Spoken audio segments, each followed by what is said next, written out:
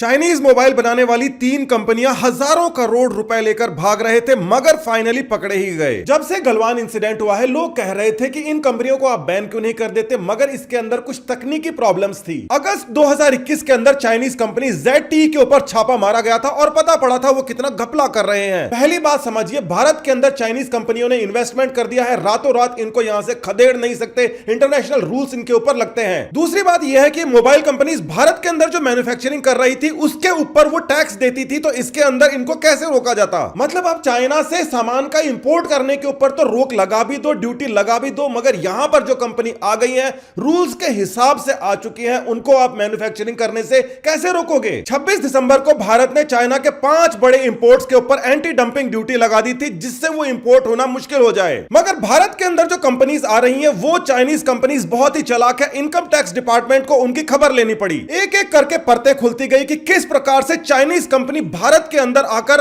अपना प्रॉफिट दिखा ही नहीं रही। वो कह रही है कि हमें तो लॉस हो रहा है, हम टैक्स क्यों दें। चाइना के अलावा सैमसंग, एप्पल वगैरह प्रॉफिट दिखाती हैं और प्रॉफिट दिखाने के साथ में यहां पर टैक्स देती हैं। ये चाइनीज कंपनीज कहती हैं हमारे प्रॉफिट हुआ ही नहीं है, हमारा टैक्स बनता ही नहीं। इस कदम को उठाने से पहले चाइना की बहुत सारी एप्स को बैन कर दिया गया था, जो भी करोड़ों रुपए कमा के चाइना को दे रही थी। मगर एप्स को बैन करना और ऐसी कंपनियों के ऊपर लगाम लगाना जो कि भारत के अंदर आ चुकी है, यहां पर भयंकर प्रॉफिट कमा रही है, ऊपर से भारत को टैक्स भी नहीं दे रही, यह मुश्किल काम था। चाइना की हजारों कंपनी भारत के अंदर आकर काम कर रही है और वो कह रही है प्रॉफिट नहीं हो रहा, यानी कि भारत के अंदर टेक्नोलॉजी आ रही है, मैन्युफैक्चरिंग बढ़ रहा है, तो भारत को प्रॉफिट होना चाहिए, ऐसा उन्होंने खोल चढ़ा रखा था अपने ऊपर। मगर जब ZTE के ऊपर रेट पड़ी तो पता पड़ा कि वो अपना खर्चा दिखाने के लिए बिल्कुल बोगस एक्सपेंसेस दिखा रहे थे, यानी कि ऐसे एक्सपेंसेस खर्चे जो कि हुए ही नहीं। मतलब चाइनीज कंपनी का हिसाब बिल्कुल बराबर था, 5 लोगों से सामान लिया, छठे को बेच दिया, मगर जब पेमेंट करने की बारी आती है तो वो ऐसे लोगों को पेमेंट करके दिखा देते हैं कि ये भी हमारा खर्चा है, जो कि उनका खर्चा था ही नहीं,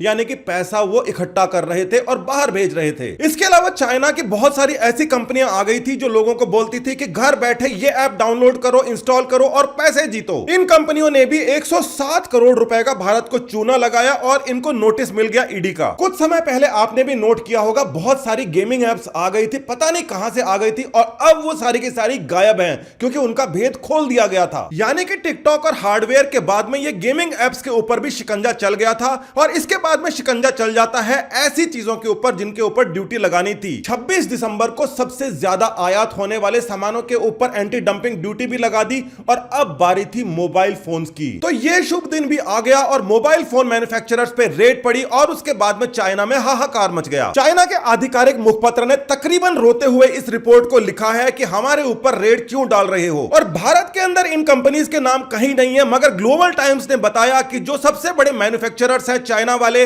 उनके ऊपर रेड पड़ी है। ये देखिए, भारत के अंदर जो ज्यादातर रिपोर्ट छपी है उसके अंदर इन चाइनीज मोबाइल कंपनीज के नाम नहीं लिखे गए, मगर उनके तरीके जरूर बताए गए हैं कि ये किस प्रकार से घोटाला कर रहे थे। 5500 करोड़ रुपए रॉयल्टी के ऐसी जगह दे दिए गए जो कि देने ही नहीं चाहिए थे। चाइनीज कंपनी के पूरे मोडस ऑपरेंडी का पर्दाफाश कर दिया गया है कि किस प्रकार वो फॉरेन फंड्स को इंडिया में दिखाते थे और इंडिया वाले फंड्स को बाहर लेके जाया करते थे। और केवल इतना ही नहीं, इन्फ्लेशन ऑफ एक्सपेंसेस, यानी कि ज्यादा महंगी दिखाया करते थे उन चीजों को जो वो सस्ता खरीदा करते थे, और इसके अंदर भी 1400 करोड़ रुपए की घपलेबाजी पकड़ी गई है। देखिए, सबसे बड़ी बात क्या है, वो बोलते थे कि यहां पर जो कंपनी है उसके डायरेक्टर भी इंडियन है, यानी कि सारा का सारा डिसीजन इंडियन कर रहे हैं। मगर जब उन डायरेक्टर से पूछताछ की गई तो पता पड़ा कि चाइना भारत में क्या कर रहा था। उन डायरेक्टर से जब पूछताछ की तो पता पड़ा कि सारा का सारा मामला पास वाली कंट्री से चल रहा था। यहां पर क्योंकि इंडियन रिपोर्ट है, इन्होंने चाइना का नाम नहीं लिखा, और ये जो इंडिया के डायरेक्टर्स हैं किसी भी कंपनी के, उनका कोई काम नहीं था, उनका कोई डिसीजन कहीं नहीं लगा करता था। आज तक जो बहुत सारे लोग कह रहे थे कि इन कंपनीज को बैन क्यों नहीं किया जाता, इस बात को समझ लीजिए कि यहां पर उन्होंने पैसा लगाया, यहां पर कंपनी बनाकर उसके डायरेक्टर भी इंडियन बना दिए। ऐसे कंपनीज को अधिकार है, कोर्ट में वो जा सकते हैं कि भारत की कंपनी है, आप इसके ऊपर कैसे कोई एक्शन ले सकते हो। तो इन कंपनीज के अंदर चाइना का पैसा लगता था और प्रॉफिट चाइना के अंदर चले जाया करता था, मगर ये बताती थी कि हम इंडियन कंपनीज हैं और इंडिया के अंदर हमें कोई प्रॉफिट ही नहीं हो रहा। अब चाइना ने भारत के ऊपर ऐसा प्रेशर बना रखा था जिसके ऊपर भारत कुछ कर भी नहीं पा रहा था, मगर इनकम टैक्स की इस रेड ने सारे के सारी कलाइयां खोल दी हैं और अब इनके ऊपर बड़ा एक्शन हो रहा है। भारत के अंदर कोई विदेशी कंपनी आकर यहां पर कंपनी दूसरी बना देती है तो आप उसको इतनी आसानी से नहीं निकाल सकते। यह सबसे बड़ी प्रॉब्लम थी और इसका सबसे बड़ा सॉल्यूशन अब सामने आया है। इनकी हर एक कलई खुल रही है। डमी डायरेक्टर्स रखते हैं, कोई प्रूफ नहीं है किसी सर्विस का, और बहुत सारा पैसा बाहर भेजा जा रहा है, टैक्स भी नहीं दिया जा रहा। तो धीरे धीरे ही सही मगर चाइना को हम दूर करने में कामयाब होते जा रहे हैं। गवर्नमेंट बहुत ही बढ़िया काम कर रही है। इन चाइनीज कंपनी ने धोखाधड़ी से टैक्स को चोरी करके जो मुनाफा बाहर भेजा है उसका हिसाब तो गवर्नमेंट कर लेगी, मगर साथ ही के अंदर यहां पर उन्होंने आकर जो भारत के अंदर मैन्युफैक्चरिंग करना सिखा दिया है वो भारत के लोगों को बहुत काम आने वाला है। ये फायदे का सौदा ही रहा। अमेरिका को चाइना हमेशा से अपना दुश्मन मानता रहा है मगर रिश्ते खराब नहीं किए। उन्होंने टेक्नोलॉजी अपने देश के अंदर लेकर आए और आज चाइना ने अपनी टेक्नोलॉजी विकसित कर दी है। क्या आप भी ये सोचते हैं कि हमें भी चाइना की तरीके से कोई तरकीब लगानी चाहिए और चाइना का जो फायदा है वो इंडिया के अंदर लेकर आना चाहिए? देशभक्ति और देश की रक्षा केवल सरहद पर सिपाही नहीं करता, आप भी करते हैं। नमस्कार, धन्यवाद, जय हिंद।